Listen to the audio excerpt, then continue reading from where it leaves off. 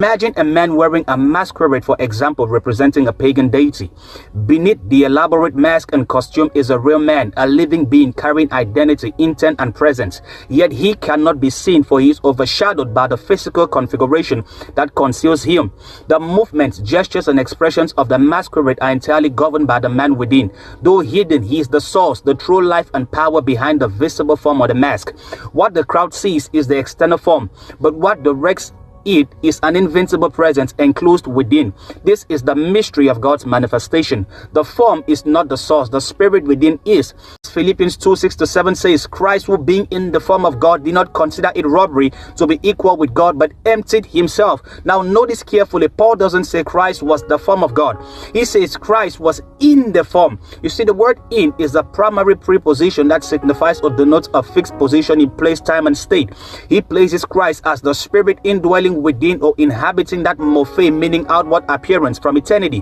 When Paul says he emptied himself, it is the Greek word kenosis, meaning voluntarily relinquishing some of his divine attributes and powers, setting aside his divine privileges. He became naked and was made bare. He brought out the image of the man behind the mask. He revealed the one wearing the garment of divinity, just as a man lifts the veil of a masquerade to show his face. Christ was not the form of God because of the flesh. The verse says he was in the form of God before he emptied himself to take upon that of a mortal man. Empty is the Greek word, like I say, kenosis, from Greek kenos, meaning to strip, to make void, to remove content, make empty. It was not a loss of divinity, but a removal of visible glory. The same spirit who once dwelt in flame and sapphire stepped out of that form and took on another, that's flesh. He did not change. He re-robed himself. Christ is the nakedness of God. Through him we saw the emptiness of God.